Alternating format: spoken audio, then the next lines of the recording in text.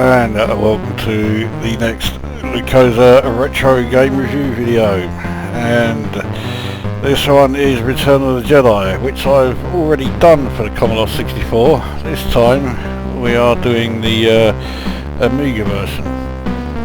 Now I can't actually remember when the Amiga version came out. It certainly wasn't 1984. That was when either the film itself came out or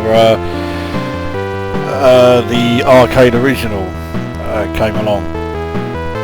Now, well, let's get the first thing out of the way. This music. Why did they decide to stick this shitty fucking drum rhythm in the background? Now, I haven't actually pressed fire, so I don't know if it's going to start the game. No, it isn't. The demo isn't going to really show you a great deal other than, well, how the game looks. Now, okay, it does look better than the Commodore 64 version that I reviewed, which is hardly surprising, but it doesn't exactly show off the Amiga in any way at all. It looks pretty awful. I'm pressing fire here trying to get out of the fucking demo mode. It's not letting me. Let's see if the mouse button does it. No. So it looks like... Okay, here we go. So now we can finally get to see the high scores, which as you can see consists of names of the major characters from the film, including Dave and Colin, which is quite impressive actually, because Dave and Colin are both rather overlooked in the going through the film and looking through the cast list. You don't actually see any mention of them, but believe me, they do play a pivotal role in the film. Anyway, let's get a move on.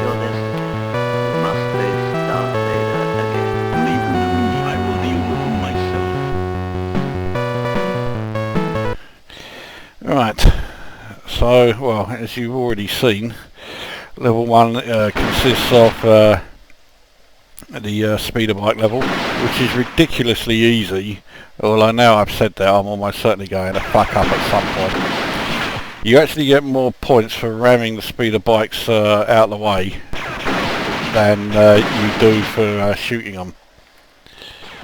Getting through the Ewok tracks is a lot easier in this version than in the arcade original, especially as it does put you or change your positioning so that you are perfectly in line. And I say that and then go and get crashed into one anyway.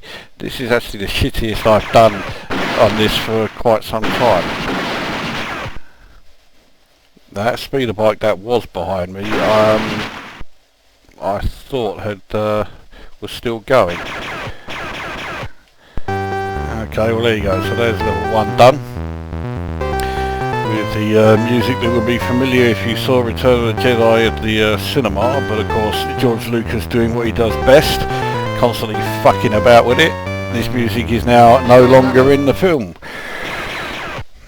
So now on to, well, what would actually be stage 3, but the first time you go through the game, it's stage 2. So, well, here we go. Now the whole ramming of speeder bikes may work, but ramming the TIE fighters just looks stupid. Anyway, that's the reactor destroyed. So let's get the fuck out of here. Now you only get one chance here. If you crash now, you've finished the level, but you don't get any bonus because you didn't actually escape. As you can see how well this game is coded, the TIE fighters are still flying into it, even though there's a huge great fireball heading towards them. If you thought the destruction of the Death Star looked shit, well that's because it is.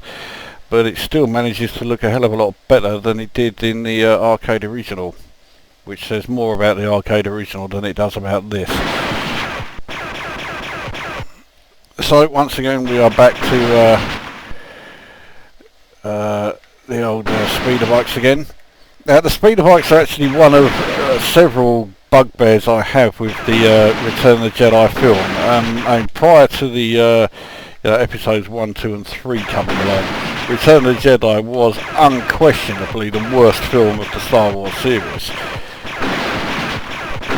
And the whole thing with the speeder bikes is one reason why I think it is. I don't even attempt to go through the hololog. Because, well, let's think about it. Right, they're on this densely forested area, so what's the best form of transport to use? I know, let's use something that travels at about 100 fucking mile an hour, is so fragile that it explodes on contact with anything. That's a great method of transport to use when you're travelling through an extremely dense jungle. But they did anyway. I think I've got an extra life now. Anyway, we're now on to actual stage 2, which is the Chewbacca and the Stolen Scout Walker. This bears very little resemblance to the arcade original. For another thing, in the arcade original you can actually turn the head of the Scout Walker and fire left or right. You may even be able to do that in this, I'm not sure. So now, it does now keep switching back and forth between this part, because we're trying to destroy the shield generator, and the actual space battle above Endor. I don't know how I managed to get past that. Where the Millennium Falcon is now trying to reach the wherever it is that they end up flying inside the Death Star, which is another bugbear I have with the film. In the first Star Wars, when the Death Star is destroyed, it was destroyed because an area 2 meters wide was successfully hit. So in order to make sure that didn't happen, this time they gave them a target the size of 3 fucking Star Destroyers to hit. Oh, they'd never be able to shoot that one.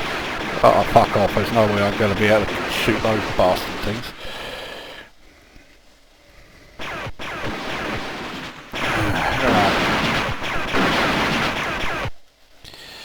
Okay, right, so that's that bit done.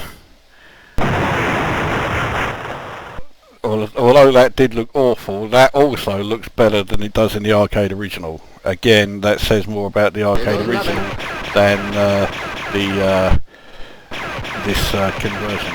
So now we are back inside the Death Star again. You don't get the scene where it actually flies inside it like you do in the arcade original.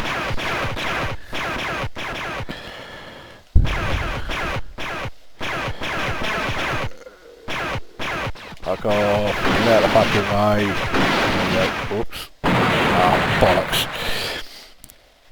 I always get crushed by those fucking things, that's why I normally don't bother with them. That's what I was trying to do. Must be fairly close to the reactor by now. Yeah, we are. Alright. I think I've just got an extra life. Oh joy. Now I don't rate my chances of getting out of here in one piece.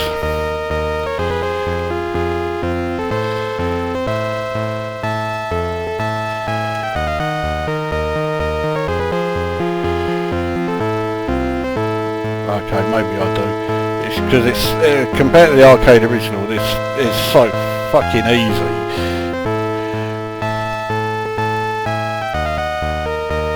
For one thing, the trail of fire never actually gets closer to you.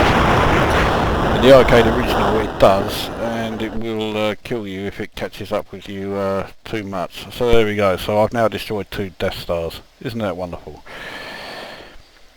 So while I'm carrying on, I may as well do the review now. So what do I think of the game? I think it's shit. I mean, with the exception of the, well, I guess the theme music and the synthesised speech, which doesn't actually appear in it all that often. Ah, you can. You would be forgiven for thinking that this is more like an 8-bit game than a 16-bit. It doesn't have the audio or visual, you know. Oh, fuck yeah, that's the second time I've done that. I did not want to go through that hollow log, but it tried to send me through it. I think that's me dead. There you go. So we'll stick Lukozer in the top there. Colin and Dave are still proudly on there. In fact, I L Lukozer. There you go. So yeah, graphically it's very ordinary. Gameplay wise, it's. But I mean, the trouble with gameplay is that they've had to obviously copy the arcade original, and the arcade original isn't particularly inspiring. So yeah, it's just a bit of a nothing game. It is a game that I did have back in the day, as much as I hate to admit it, but yes, I did. I think it's because I found it really cheap somewhere. I think I got it for about like a £5. Though for a £5 it's still pretty crap. I mean, it is better than the Commodore 64 version. That's about the only thing I can say about it. So what do I score it? Well, I seem to recall I gave the 64 version either 1 or 2 out of 10. I'll give this 3 out of 10, simply because it is better than the Commodore 64 version, but not by much. It is pretty shite, really. So there you go. It's Domark's usual quality, I guess. That is Return of the Jedi for the Amiga. 3 out of 10. Utterly forgettable. Don't bother with it. So there you go. That's the end of this video, and we will see you at the next one.